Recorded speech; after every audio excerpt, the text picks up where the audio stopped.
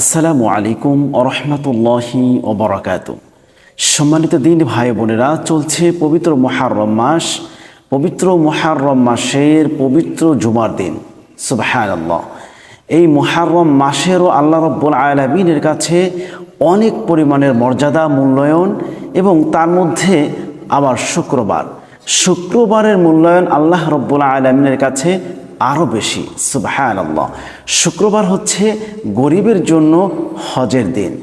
এই শুক্রবারে যদি আপনারা একটি আমল করতে পারেন, আল্লাহ রাব্বুল আলামিন আপনাদের সকলের মনের সব আশা পূর্ণ করে দিবেন এবং ৮০ বছরের গুনাহ আল্লাহ ক্ষমা করে দিবেন। আপনাদের রিজিকের ভিতরে আল্লাহ রাব্বুল আলামিন বরকত দান করে দেবেন। সম্মানিত দিন ভাই বোনেরা, আপনারা যদি এই পবিত্র মুহররম মাস যাওয়ার আগে এই মুহররম মাসের ভিতরে ছোট্ট ছোট্ট কিছু আমল করতে পারেন, তাহলে সারা জীবন নেক আমল করার মতো সওয়াব আপনারা পেয়ে যাবেন। আজকে এমনই একটা দোয়ার কথা আমি আপনাদেরকে বলবো, যেই দোয়াটি পড়লে পরে আপনার জীবনে যত গুনাহ আছে, যত অপরাধ আছে, যত অন্যায় আছে, আল্লাহ রাব্বুল আলামিন সকল ধরনের গুনাহ, অপরাধ, অন্যায়গুলো মাফ করে দেবেন। সুবহানাল্লাহ। এমন কোনো মানুষ নাই যেই মানুষের গুনাহ নাই, এমন কোনো মানুষ নাই যেই মানুষের অপরাধ, অন্যায় নাই। আমার হাতের গুনাহ, আমার পায়ের গুনাহ, আমার চোখের গুনাহ, আমি যত ধরনের গুনাহ করেছি, অপরাধ করেছি, সব গুনাহগুলো আল্লাহ রাব্বুল আলামিন এই একটি দোয়া পড়ার কারণে ক্ষমা করে দিবেন। সুবহানাল্লাহি ওয়া বিহামদিহি। আল্লাহ রাব্বুল আলামিন বলেন সূরা ইয়াসিনের ভিতরে, আল ইয়াউমা নাখতিমু আলা আফওয়াহিহিম ওয়া তুকাল্লিমুনা আইদিহিম ওয়া তাশহাদু আরজুলুহুম বিমা কানু ইয়াকসিবুন।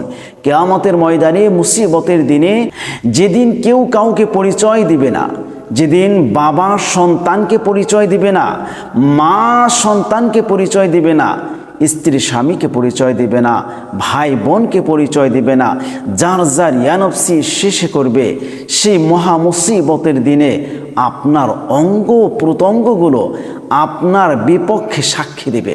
আল্লাহু আকবার। আপনি হাত দিয়ে কি করেছেন, আপনি মুখ দিয়ে কি করেছেন, আপনার চোখ দিয়ে কি গুনাহ করেছেন, আপনার অঙ্গ প্রত্যঙ্গ ৩৬০টা অঙ্গ প্রত্যঙ্গ দিয়ে আপনি কি কি গুনাহ করেছেন, তখন আপনার মুখে মোহর মেরে দেওয়া হবে এবং সমস্ত প্রকারের অঙ্গ প্রত্যঙ্গগুলো আপনার বিপক্ষে আল্লাহ রাব্বুল আলামিনের কাছে সাক্ষী প্রদান করবে। সম্মানিত দিনী ভাই বোনেরা, যদি আপনার এই অঙ্গ প্রত্যঙ্গের গুনাহগুলো আপনি এ পৃথিবী থেকে ক্ষমা করিয়ে যেতে পারেন, মাফ করিয়ে যেতে পারেন, তাহলে আশা করা যায় সেদিন আর আপনার এই বিপদে পড়তে হবে না। আল্লাহ রাব্বুল আলামিন আপনাকে ক্ষমা করে দিবেন, জান্নাতুল ফিরদাউস নসিব করে দিবেন। আজকে দুইটি আমলের কথা বলবো। এই দুইটি আমল যদি আপনি করতে পারেন, আমি নিশ্চিত বলতে পারবো ইনশাআল্লাহ আপনার জীবনের সমস্ত গুনাহগুলো আল্লাহ মাফ করে দিবেন। আপনি মুস্তাজাবুদ দাওয়া হয়ে যাবেন। আপনি আল্লাহ রাব্বুল আলামিনের কাছে যেই দোয়াই করবেন না কেন, আপনার সেই দোয়াই আল্লাহ রাব্বুল আলামিন কবুল করে নেবেন। সর্বপ্রথম বলবো আস্তাগফিরুল্লাহ, এই আমলটি করার জন্য।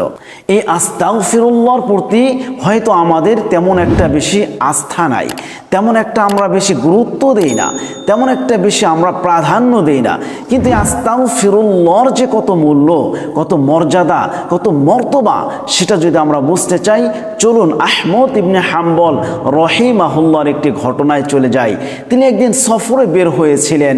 তিনি এক মসজিদে অবস্থান করার জন্য চেষ্টা করলেন, কিন্তু মসজিদ কর্তৃপক্ষ তাকে সেখানে থাকতে দেয়নি। তিনি ভরাক্রান্ত হৃদয় নিয়ে, কষ্ট ভরা মন নিয়ে হাঁটতে হাঁটতে একটি বাজারে পৌঁছালেন। বাজারে গিয়ে দেখলেন এক যুবক রুটি ভাজতেছে। তিনি সেই যুবকের পাশে গিয়ে বসলেন এবং সেই শীতের রাত্রে উষ্ণতা গ্রহণ করলেন। দেখলেন, আশ্চর্য হয়ে তিনি দেখলেন যে যুবক যখন রুটি বানাচ্ছে তখনও কিছু একটা বলছে, যখন রুটি উল্টাচ্ছে তখনও কিছু একটা বলছে, যখন টাকা আদান প্রদান করছে তখনও তিনি কিছু একটা বলতেছে। হযরত আহমদ ইবনে হাম্বল রাহিমাহুল্লাহ অবাক হয়ে বলল, বাজান, তোমার মুখের দিকে তাকিয়ে দেখলাম তুমি যখন কাজ করতেছো তখন মুখে যেন কি পড়তেছো, তুমি কি পড়তেছো বলো? তখন বলতেছে, হুজুর, আমি মুখে একটি আমল করতেছি, এই আমলের কথা যদি আপনি শুনেন অবাক হয়ে যাবেন। তখন আহমদ ইবনে হাম্বল বলল, কি আমল করতেছো, আর এর দ্বারা তুমি কি উপকার পেয়েছো? তখন ওই যুবক বলল, হুজুর, আমি আস্তাগফিরুল্লাহ পাঠ করি, হাঁটতে চলতে উঠতে বসতে সব সময় আমি আস্তাগফিরুল্লাহ পাঠ করি। তখন আহমদ ইবনে হাম্বল বলল, তাহলে এর দ্বারা উপকার কি? তখন বলল, হুজুর, আমার জীবনে আমি যত দোয়া করেছি, আমি আল্লাহ রাব্বুল আলামিনের কাছে যা চেয়েছি, যা বলেছি, শুধু একটা দোয়া ছাড়া আল্লাহ রাব্বুল আলামিন আমার সব দোয়াগুলোকে কবুল করে নিয়েছেন। সুবহানাল্লাহ। আহমদ ইবনে হাম্বল অবাক হয়ে বলল, তাহলে তুমি এত দোয়া করেছো, তুমি তো মুস্তাজাবুদ দাওয়া হয়ে গেছো। তখন তিনি বললেন, হুজুর, আমি জানি না আমি কি হয়ে গেছি, কিন্তু আমি যা দোয়া করি আমল করে আল্লাহ রাব্বুল আলামিন আমার সেই দোয়াকেই কবুল করে নেন। সুবহানাল্লাহ। তখন আহমদ ইবনে হাম্বল বলল, তোমার ওই যে একটা দোয়া কবুল হয় না, সেই দোয়াটা কি সেটা একটু বলো। তখন ওই লোকটা চোখের পানি ছেড়ে দিয়ে কান্না করে বলল, হুজুর, আমি এই যুগের সবচেয়ে বড় মুহাক্কিক, সবচেয়ে বড় মুহাদ্দিস, আলেমে দ্বীন হযরত আহমদ ইবনে হাম্বল রাহিমাহুল্লাহর দেখা পেতে চাই। আমি তাকে একটু দেখতে চাই, তার একটু সাক্ষাৎ চাই, তার সোহবাত চাই। আল্লাহর কাছে আমি এই দোয়াটা অনেকবার করেছি, হুজুর, আমার এই দোয়াটা এখন পর্যন্ত কবুল হয় না, সব দোয়া কবুল হয়েছে। তখন আহমদ ইবনে হাম্বল রাহিমাহুল্লাহ তাকে জড়িয়ে ধরে চোখের পানি ছেড়ে কান্না করে বলছিল যে, হে যুবক, তুমি যে আহমদ ইবনে হাম্বলকে খুঁজতেছো, তুমি ভেবেছো তোমার সেই দোয়া কবুল হয়নি, কিন্তু আজকে তো তোমার সেই দোয়াও কবুল হয়ে গিয়েছে। আল্লাহ তো তোমার সেই দোয়াটাও কবুল করেছে।